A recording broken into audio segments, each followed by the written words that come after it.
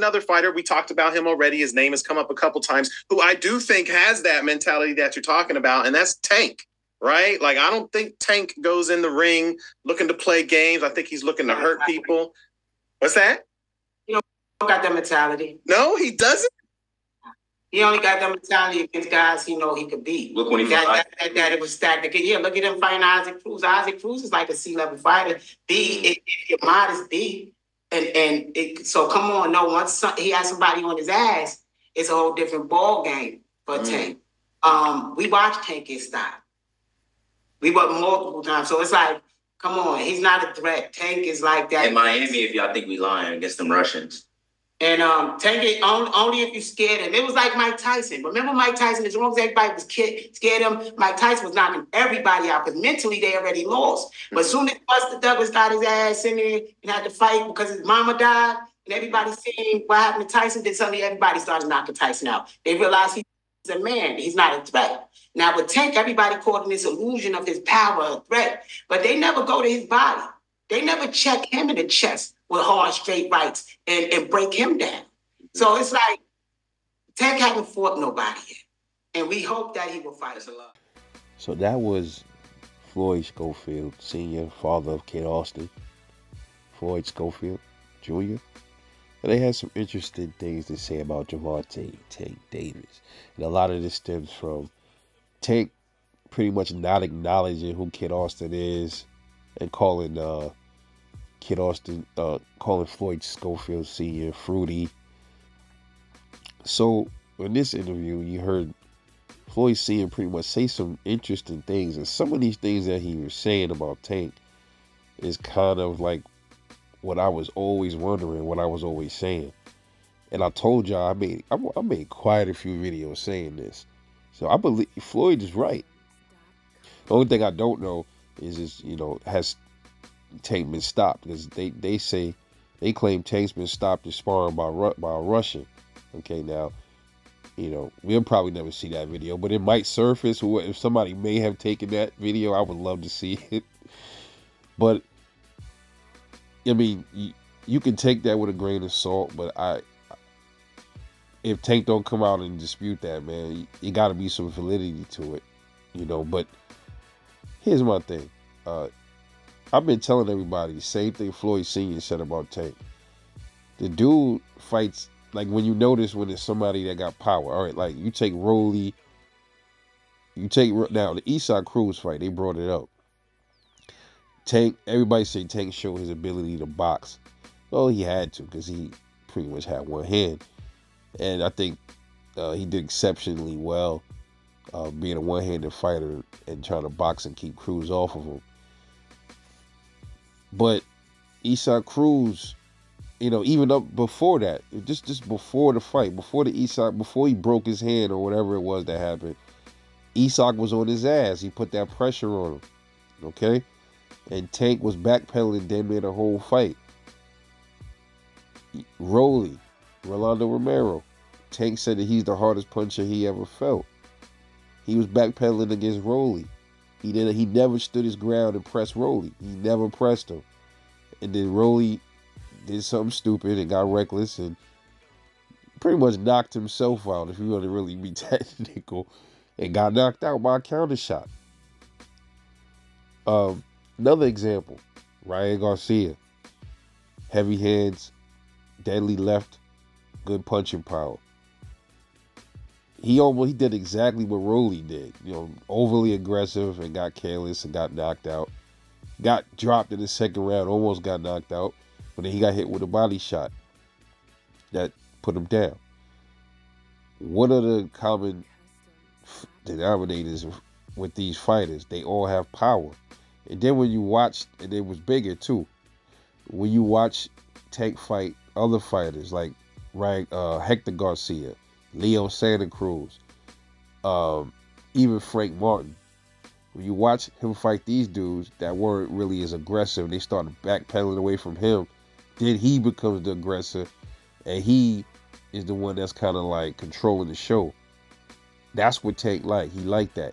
And also, and like those dudes didn't really have no real punching power. Like, you know, Frank Martin's an okay puncher, but they didn't have the hands like the heavier hands, kind of like the Isak Cruz, definitely the Ryan Garcia, definitely Rolly. Those were real heavy-handed punches. And you saw how Tank was fighting against them. And I've said this before, Floyd Schofield, I've been telling y'all, I see something, and I'm like, I see what Tank doing. I see the formula, bro. What makes them look good, what makes him look like he's a power puncher, but how strong really is he? Okay? He's knocking out drained dudes that he got to pull up and wait. When is this dude gonna fight somebody that's not drained, or somebody that's his weight, a little bigger, whatever, right? I've had to see it. So another point that Floyd Schofield brought up was the body shots. How many of these dudes you ever saw go up on Tank and try to hit him to the body? I gotta go back now. Now that he brings this up, I have to go back and watch some of these fights. And I want to see how many of these dudes actually try to go to Tank body, bro. How many of them did? I think Ryan Garcia, he tried to go to Tank body with that left. And I think it got, like, he must have miscalculated. I got to go back and watch. And then Tank came with his own left to the body and stopped him. Okay. But look, man. Who has really went and tried to chop Tank down to the body? That is an excellent point. I think that's how you beat Tank, is with body work. And I told y'all, I think body work stops anybody after a while, bro. You hit anybody to the body for a whole 12 rounds or lead up to the whole 12 rounds, it doesn't matter who it is. I don't give a fuck what fighter it is. It could be my favorite fighter. It could be my less favorite fighter. You fight any of these dudes to the body. You hit them, you start wearing their body down, they are going to stop. They're going to slow down. I don't care who it is, bro. Especially the lighter weight classes. The heavyweights probably can take a little bit more to the body. But the lighter weight class, come on, bro. Tank has never been really challenged to the body. And I think that is his weakness. That is how you stop Tank Davis. I don't think you... Just like with Canelo, you're never going to stop Canelo, at least not right now, by keep punching him in his face. He has a solid chin. So you got to figure out, like, okay, well, he got a chin. Let me start softening up his midsection. Dudes try to go to Canelo's body. I think Canelo got a good body, too, because Berlanga was tapping his body. I didn't really see Canelo get affected much by it, but eventually, even him, if Berlanga was battering his body after a while, he would have stopped Canelo. Or it's going to take somebody like an Arthur Beterbiev to crack Canelo in his body and stop him. Somebody with some serious power. I'm not saying Berlanga don't, but I'm talking about people with that raw, freakish power, like Beterbiev, like somebody like that. It's the same with Tank. You need somebody with some skill to get to that body. Not a Ryan Garcia. All they got is the power. They don't got the skill, the know-how, how to effectively break Tank down to the body. That's how you are going to stop this dude. Or he moves up in weight, and then he start feeling that power up there, and then it's a whole different ball game, you know? So I 100% agree with Floyd Schofield, man. A lot of people not going to agree with him, but that's y'all emotions, man. But y'all got to talk facts. Y'all got to think facts. He said all of this shit I've been saying, other people been saying. Tank fight, different fighters, different. Now, I get it. But it's funny because everybody would talk about outboxing. Tank he's here to bring the pain. All Shakur do is run. But yo, it's funny. They say, look how Shakur fight against power fighters. He fight power fighters different. Well, so does Tank. Tank do the same thing. He fight power punches. You don't show me where Tank stand in the middle of the ring and trade shots with a power puncher. Did he trade shots with Rolly? Did he trade shots with Isak Cruz? Did he trade shots with Ryan Garcia? Barely. At all. He just placed his shots the right. But then when you saw him fight Leo Santa Cruz, he's walking him down. He's standing in the middle of the ring with Hector Garcia. He's walking down Hector Garcia. Prove me wrong. Tell me I'm lying. All right. Y'all gotta, come on, man. Y'all fans, I know y'all love Tank, man. But listen, You gotta be real with yourself, bro. You gotta be real with yourself. There's a lot of questions when it comes to Tank Davis. There's a lot of questions. And one of those questions are, why does he drain fighters? 2, why don't he want to move up in weight? 3, why the hell is he not fighting Shakur Stevenson if he could beat Shakur? Why has he fought Devin since Devin is easy work?